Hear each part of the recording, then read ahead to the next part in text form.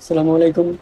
তো এর আগের ভিডিওতে আমরা দেখিয়েছি যে পেসিটা কীভাবে করতে হয়, এবং এইটাতে আমরা দেখবো যে বিভিন্ন ধরনের টুলবার্সের কাজ, টুলবার্সে কী কী ধরনের আমাদের অপশনস থাকে। তো সেইগুলো ফার্স্ট অফ অল আমাদের এখানে স্ট্যান্ডার্ড টুলবার থাকে, সেগুলোর কাজ আমরা ড্রয়িংকে যখন আমরা করব তখন আমাদের ড্রয়িং বিভিন্নভাবে মডিফাই করার সময় অথবা বিভিন্নভাবে দেখার জন্য আমরা এগুলা ইউজ করব। অ্যান্ড ড্রয়িংটা করার জন্য আমাদের ফার্স্ট লাগবে ড্রয়িং টুলবার। তো ড্রয়িং টুলবার এখান থেকে লাইন, এটা আমাদের কনস্ট্রাকশন লাইন, পলি লাইন, এটা পলিগন, রেক্ট্যাঙ্গেল, আর্চ, সার্কেল, দেন এই যে রিভিশন ক্লাউড, এখানে অনেকগুলো এইভাবে এরকম কমান্ড আছে। মাল্টিটেক্সট, এটা দিয়ে আমরা বিভিন্ন ধরনের টেক্সট অ্যাড করতে পারবো। সো আমরা একটা কমান্ড ইউজ করার জন্য এইখানে যে লাইন, সো লাইন এন্টার নিলেও আমরা কিন্তু করতে পারি, একটা লাইন আঁকতে পারি। দেখুন যে আমাদের লাইনটা এখানে কিন্তু বাঁকা হইতেছে, বাট আমরা এটাকে সোজা করতে পারি। কি আমাদের কিবোর্ডে আছে F8, F8-এ ক্লিক করলে এটা কিন্তু আমাদের সোজা লাইনে পরিণত হবে।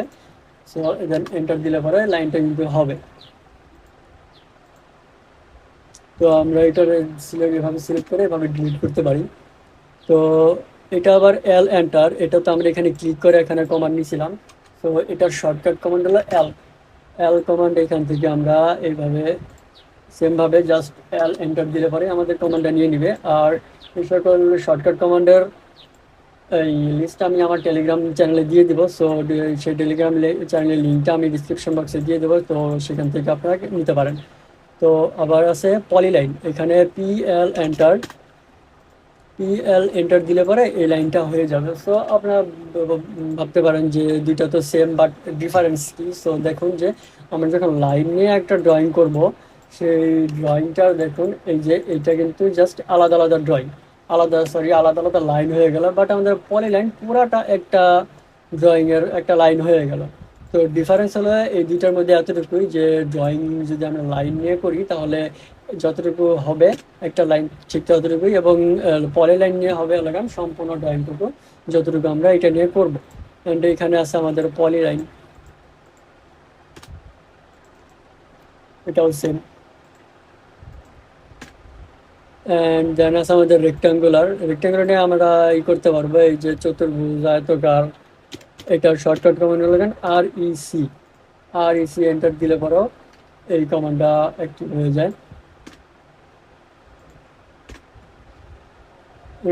আরেকটা আছে আর্চটা কি একটু বাঁকা লাইন, এই যে আমাদের হয়ে গেল আর্চ কমান্ডটা এইভাবে ইউজ করে। অ্যান্ড দেন আছে আমাদের এখানে সার্কেল কমান্ড এখান থেকে আমরা রেডিয়াস কতটুকু নিব সেখান থেকে সে রেডিয়াসটা সিলেক্ট করে, সাপোজ আমরা এটা নিব 40 ফিট। এই যে এখন এই প্রান্ত থেকে এই প্রান্ত পর্যন্ত আমাদের কি হয়ে গেল।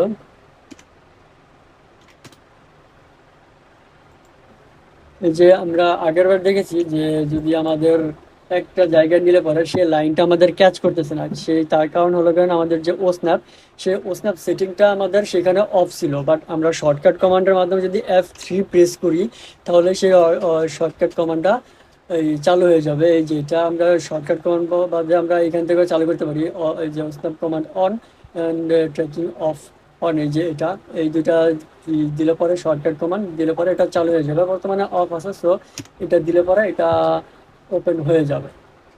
ক্লাউড হইতেছে গিয়ে যে এটা আমরা এইভাবে ক্লাউড অন করতে পারি। এটা অনেক সময় যে দেখা যায় যে ড্রয়িংয়ে আমরা গাছ আঁকতে গেলে সেই গাছের পাতা দিতে এগুলা ব্যবহার হয়। অ্যান্ড এই পাশে আছে আমাদের আরেকটা লাইনটা হইতেছে গিয়া যে লাইন, এটা দিয়ে আমরা বাঁকা লাইন তৈরি করতে পারবো। এই যে এইভাবে বাঁকা লাইন এন্টার।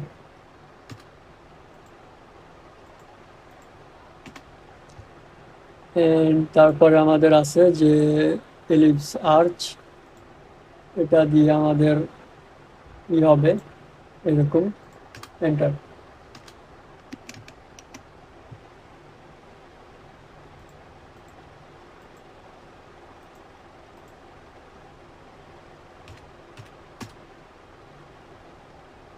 এই যে এই কয়েকটা আর্চ, এগুলোর কমান্ড আমরা বিভিন্ন ধরনের কাজের ক্ষেত্রে আমরা ইউজ করতে পারি। অ্যান্ড এর পাশে আছে ইনসার্ট ব্লক, এখানে আছে মেক ব্লক কি ধরেন আমরা লাইন নিব, এখন লাইন নিলাম আমরা কিছু। সো লাইন নিয়ে ধরেন এটা কিন্তু আমাদের একটা লাইন আছে, সবগুলা কিন্তু একটা একটা লাইন আছে। তো এই লাইনগুলোকে আমরা করবো কি, ব্লক করব। এই যে এখানে ক্লিক করলে মেক ব্লক হয়ে যাবে, এখানে ব্লকের একটা নাম দেবেন আপনারা। দেন এন্টার দিলে পরে দেখুন সম্পূর্ণ লাইনটা কিন্তু একটা হয়ে গেল। দেন এটাকে ভাঙার জন্য মডিফাই টুলবার থেকে এক্সপ্লোড নামে একটা এই অপশনস আছে, এই যে এক্সপ্লোড দিলে পরে কিন্তু এই লাইনটা ভেঙে যাবে। আবার আমরা এটা দিয়ে এই ব্লকের শর্টকাট কমান্ড হলো গিয়ে আমাদের বি। বি এন্টার দিলে পরে এটা ব্লক কমান্ড হয়ে যাবে। তো আবার দেখেন হয়ে গেল। তো এই পাশে যেহেতু আমরা এটা কমান্ড নিয়ে করলাম, এটার শর্টকাট হতেছে গিয়ে যে এটা সিলেক্ট করে এক্স এন্টার দিলে পরেই এটা হয়ে যাবে। দেখছেন এটা ভেঙে গেল। অ্যান্ড এই পাশে আছে হ্যাচ। হ্যাচ কমান্ড, যেটার সাহায্যে আমরা কনক্রিট শো করতে পারি। সো দেখা দিচ্ছি কনক্রিট দেয়াল আমরা যা খুশি এখানে দিতে পারি।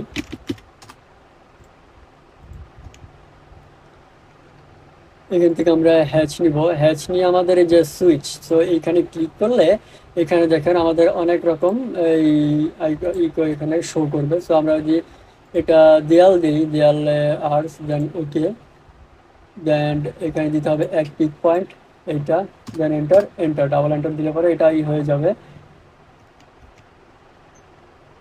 এটা আর কি এভাবে ঘন দেখাতেছে, কারণ এটা স্কেলটা অ্যাকচুয়ালি সেট আপ করা হয় নাই। সো এটা স্কেল সেট আপ করতে হলে আমাদের এই যে এখান থেকে স্কেল সেট আপ করে আমরা 20 দিতে পারি।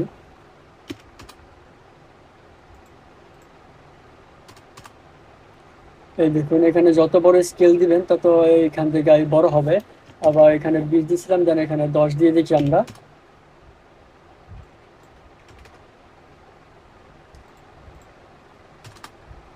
দেখুন এখানে হয়ে যাবে। আবার এই চেনটা এখন কনক্রিটটা ইউজ করতে হলে সেম ভাবে সুইচে ক্লিক করে আমরা এটাতে যাব, যে এআর কন্ট এটা দিব, দেন এটা 10।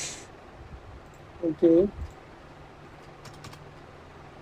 এই যে এটা কিন্তু আমাদের একটা আরসিসি হয়ে গেল। দেন এই পাশে আছে আবার আমাদের গ্রেডিয়েন্ট কালার। সেম ভাবে আমরা এগুলোর ভিতরে গ্রেডিয়েন্ট কালারও, আমরা যদি সলিড কালার ইউজ করতে চাই সেগুলো আমরা ইউজ করতে পারবো। এই যে এখানে গ্রেডিয়েন্ট থেকে এক পিক পয়েন্ট, এখানে কালার, আর আমরা বিভিন্ন ধরনের কালার এখানে সেট আপ করতে পারি।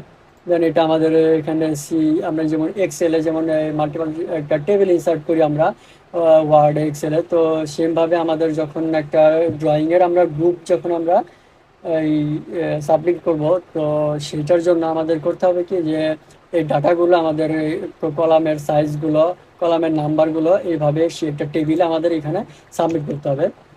এবং এই পাশে হচ্ছে মাল্টিটেক্স। তো এটাতে ক্লিক করে দেন এই পাশে আমাদের কি করতে হবে, একটা এরিয়া সিলেক্ট করতে হবে। এরিয়া সিলেক্ট করার পরে এই যে এখান থেকে আমাদের ফন্ট আমরা এখান থেকে সিলেক্ট করতে পারবো। আমাদের ফন্ট বর্তমানে আছে এরিয়াল।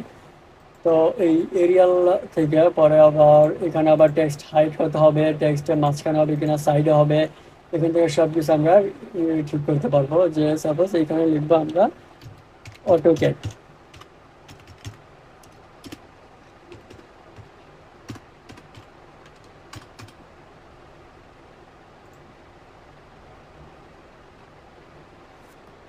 এই যে অটোক্যাড, এখানে আমাদের 10 ইঞ্চি সাইজের এক একটা অটো, তো এভাবে আমাদের সেট আপ হয়ে গেল।